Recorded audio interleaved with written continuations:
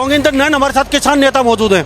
अभी डीसी साहब आए। जींद की अनाज मंडी में एक हुम हुमा करके ललकार रैली के नाम से भारतीय किसान यूनियन के साथ साथ जो हमारा संयुक्त किसान मोर्चा हरियाणा का आह्वान था। हमारा ललकार का मतलब ये था कि जो किसान की अस्मा पर, किसान की इज्जत पर, किसान की आन बान और शान के ऊपर जो सरकार की तरफ से उसकी हत्या के साइन किए गए हैं, अगर वो ट्रेड डील एरिया जो नई नीतियां हरियाणा सरकार लेकर के आ गई है, अगर ये लागू होते हैं तो फिर किसान नहीं रह करके किसान तबाही हो जाएगा। तो हमारी फसल 6 महीने में पक करके तैयार हुई है, उसको मंडी में बेचने के लिए बैन जो सरकार लगा रही है, अंगूठा लगाएंगे, इसके ऊपर हमारा जो बायोमेट्रिक लगाएंगे, 6 से 8 बजे का समय रखेंगे, ट्रैक्टर ट्रेली पर नंबर प्लेट लगाएंगे, इन तमाम मुद्दों का हमारा हरियाणा सरकार से आज विरोध है। आप कहते हैं निरस्त किए जाए सारे किसानों पर अननेसेसरी से जो थोपे गए हैं, अगर नहीं होता है ऐसा, मुख्यमंत्री साहब के कान में ना बात जाए, वो ना सोचे। नायब सैनी जी हैं, वो जब सत्ता में आए तो हमें ऐसा लगा था कि भाई ये एक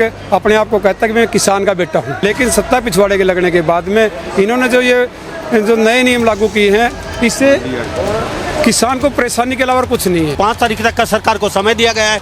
अगर 5 तारीख के चलते चलते कहते हैं कि जो कानून थोपे गए किसानों पे वो वापिस नहीं होते हैं, तो 5 तारीख को कोई बड़ा निर्णय भी ले सकते हैं किसान। नमस्कार, स्वागत आपका हरियाणा न्यूज़ 24 में। मैं हूं मुन्ना लांबा, मेरे साथ विनय सिंधु के साथ जोगिंदर नैन हमारे साथ किसान नेता मौजूद हैं।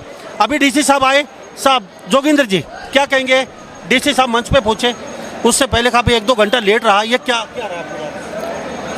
नहीं, किसानों का जो आज जींद की अनाज मंडी में एक हुम हुमा करके ललकार रैली के नाम से भारतीय किसान यूनियन के साथ साथ जो हमारा संयुक्त किसान मोर्चा हरियाणा का आह्वान था कि जींद के अंदर एक ललकार रैली रखी गई है। वो हमने ललकारना कोई आसान काम नहीं सरकार को, और न ही हम कोई बेहोश होकर के ललकारा किसान के ऊपर। रैली का मतलब ये तो नहीं था कहीं जाम लगाएं, ट्रैक जाम करें, बस अड्डा, सड़कें या कुछ ऐसा लंबा साहब कतई नहीं था। हमारा ललकार का मतलब ये था कि जो किसान की अस्मा पर, किसान की इज्जत पर, किसान की आन बान और शान के ऊपर जो सरकार की तरफ से उसकी हत्या के साइन किए गए हैं, किसान को जो अमेरिका के साथ ट्रेड डील की गई है उसमें किसान को बिल्कुल मारा जा रहा था। अगर वो ट्रेड डील एरिया जो नई नीतियां हरियाणा सरकार लेकर के आ गई है, अगर ये लागू होते हैं तो फिर किसान नहीं रह करके किसान तबाही हो जाएगा, जिसमें विदेशी डील लागू होने से हमारा देश का अनाज पैदा करने वाला 80% आबादी देश की हमारी है, और हरियाणा प्रदेश तो धान के नाम से या अनाज के नाम से कटोरा है जी। आज ज्ञापन में क्या क्या मांगे मुख्य रहे सौंपी हैं? और एक बात और जानना चाहूँगा, इतने समय लगा आपको, 2 बजे तक आपने समय दिया था कि ये किसानों का जो संगठन आए हुए हैं 2 बजे तक हमारा यहाँ प्रोग्राम चलेंगे, उसके बाद आपने अपने घर को जाएंगे। हमने स्टेज के माध्यम से डीसी साहब को कहा गया था कि यहाँ से ज्ञापन लेकर के जाएंगे, तो हम अगर ज्ञापन नहीं लेते हैं तो फिर किसान अपना कोई रुख अपनाएंगे।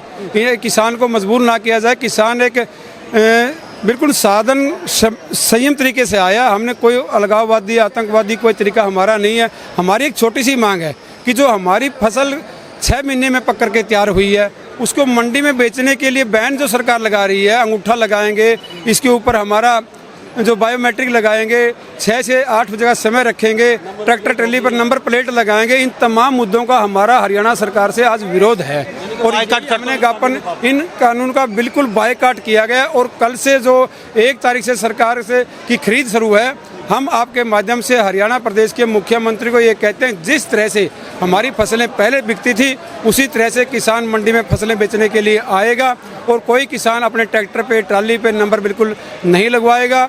और जो अगर फिर भी किसानों के ऊपर कोई समस्या सरकार जारी रखती है तो ये किसान कहीं नहीं गया, ये किसान फिर सड़कों पर जाने के लिए, सरकार को टकराने के लिए तैयार है। हम नहीं चाहते सरकार से टकराव, हम अपना फसल पैदा करके जो 6 महीने की है उसको काट करके अपनी मंडी में पहुंचाना चाहते हैं, बच्चों का लालन पालन पोषण करना चाहते हैं। फसल के साथ साथ हरियाणा सरकार ने तो ये कह दिया कि जो पशुपालन केंद्र की ट्रेड जो डील है वो लागू होती है तो 80% आबादी गाँव में रहने वाली है, और उस 80% आबादी का फसल के बाद दूसरा मुख्य धंधा हमारा पशुपालन का है, और उस पशुपालन के धंधे में हमारी 65% आबादी हमारी ऐसी है जो पशुओं का दूध बेच करके अपने बच्चों की फीस भरती है, लालन पालन करती है। अगर ये कानून लागू नहीं, आप कहते हैं निरस्त किए जाए सारे किसानों पर अननेसेसरी से जो थोपे गए हैं, अगर नहीं होता है ऐसा, मुख्यमंत्री साहब के कान में ना बात जाए, वो ना सोचे, क्या आगे कोई रणनीति फिर वो उनकी कथनी और करनी में फ़र्क रहेगा। जो हरियाणा प्रदेश के मुख्यमंत्री माननीय नायब सैनी जी हैं, वो जब सत्ता में आए तो हमें ऐसा लगा था कि भाई ये एक अपने आप को कहता है कि मैं किसान का बेटा हूँ। हमें भी समझ में आया कि मध्यवर्गीय परिवार से किसान का बेटा आया, सत्ता पर जाएगा तो किसान की बात सोचेगा। लेकिन इन्होंने तो हद पार कर दी। वो ये कहता था समय रहते हुए मैं खेती के हर कार्य से पीड़ित जानकार हूँ, चाहे जोड़ बांटना, कृषि करना, सब कामों से मैं परिचित हूँ। लेकिन सत्ता पिछवाड़े के लगने के बाद में इन्होंने जो नए नियम लागू किए हैं, इससे किसान को परेशानी के अलावा और कुछ नहीं है। ये एमएसपी से पीछे भागना चाहते हैं। 13 महीने का किसानी आंदोलन में किसान बॉर्डरों के ऊपर बैठ करके जो आगामी नियम लागू होने थे उनको भी पिछले दरवाजे से अभी लागू किया जा रहा है। अब आगे की क्या, अगर कानून ये लागू रहते हैं तो आगे की कोई कॉल वगैरह आपकी? हमने 5 तारीख तक का समय दिया है। अभी तो इतनी जल्दी जो हरियाणा का वातावरण है ना जी, उसमें 10-5 तारीख से तो पहले मंडी में फसल भी नहीं आएगी। और जो समय रहते 10-12 तारीख से हमारी ज़्यादा मंडियों में भरमार होती है, उस समय तक सरकार हमारी इस ज्ञापन के माध्यम से सूद लेती है। ठीक है, सरकार का धन्यवाद। अन्यथा फिर हम तो लड़ाके लोग अपने ग्राउंड पर रहेंगे, तैयारी रखेंगे अपनी। और आप जाएंगे मंडियों में, हरियाणा में, चेक करेंगे सभी जो नेता खड़े हैं सारे ये, और देखेंगे क्या हाल चल रहा है, या फिर वो? लांबा साहब, आप हमें अच्छी तरह से जानते हैं।